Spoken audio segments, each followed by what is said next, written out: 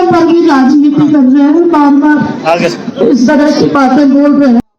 उपचुनाव के प्रचार में आशा नौटियाल के ये आंसू उन्हें कितनी कामयाबी दिलाएंगे, भारतीय जनता पार्टी के अरमानों को कितनी ऊंचाइयों तक ले जाएंगे, ये तो वक्त बताएगा। लेकिन फिलहाल केदार घाटी की सियासी फिजाओं में आशा नौटियाल के आंसुओं की चर्चा खूब हो रही है। आशा नौटियाल केदारनाथ के मुद्दे पर, केदारनाथ के मंदिर के मुद्दे पर, केदारनाथ से जुड़े तमाम आरोपों पर पहली बार बोली, मुख्यमंत्री के सामने बोली, मंच से उन्होंने भावुकता दिखाई, आंसू उनके निकले तो फिर सियासत गरमाना लाजमी है। आपके बीच आकर के मंदिरों की राजनीति करते हैं, और मैं तो कहती हूँ हम तो मात्र शक्ति के रूप में हैं, सभी माताएं हम तो भोलेनाथ के भक्त हैं। यहाँ की देवी और शिव की शक्ति की ये भक्ति है, तो निश्चित तौर पर हम दिन रात भोले की भक्ति में लगे रहते हैं। और ऐसे लोग जिनको हम दिन रात पूछते हैं, ऐसे मंदिरों पर भी राजनीति कर रहे हैं, बार बार इस तरह की बातें बोल रहे हैं कि मंदिर यहाँ ले गए, मंदिर वहाँ ले गए और यात्रा को वहाँ ले गए। मैं आप सभी से निवेदन करना चाहती हूँ, केदार बाबा का मंदिर कहीं कभी नहीं जा सकता।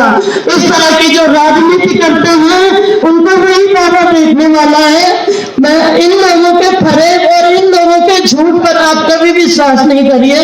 इन्होंने देश में भी इसी तरह की राजनीति की है, और अब ये मंदिरों पर राजनीति कर रहे हैं। मेरा आप सभी बहनों से, बंधुओं से निवेदन है कि हमारे भगवान, हम केदारनाथ भूमि के लोग हैं, दिन का हर गांव में भगवान के मंदिर होते हैं, हम उन मंदिरों पे पूछते हैं, उन पे राजनीति नहीं करते हैं। इसलिए आप सभी से निवेदन है कि बार बार ऐसी बातें सुनकर मुझे भी अच्छा नहीं लग रहा है। आशा नौटियाल सिर्फ भावुक नहीं हुई, उनकी आंखों से सिर्फ आंसू नहीं निकले, बल्कि उन्होंने धामी का भी बचाव किया, जिस धामी पर विपक्ष लगातार ये आरोप लगा रहा है कि उनकी वजह से ही यात्रा डाइवर्ट हुई। उन्होंने ही गुजरात की एक कंपनी को रजिस्ट्रेशन का ठेका दिया था।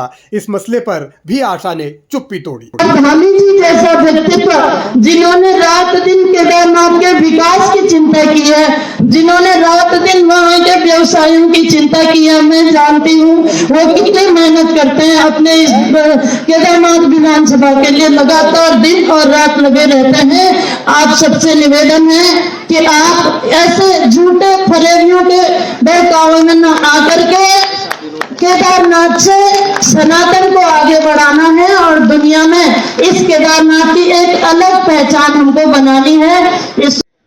अब केदारपुरी में मुद्दों पर चुनाव होगा या आंसुओं पर वोट पड़ेंगे, ये तो केदार वासियों को तय करना है। लेकिन केदारनाथ का ये उपचुनाव बहुत दिलचस्प मोड़ पर आ चुका है।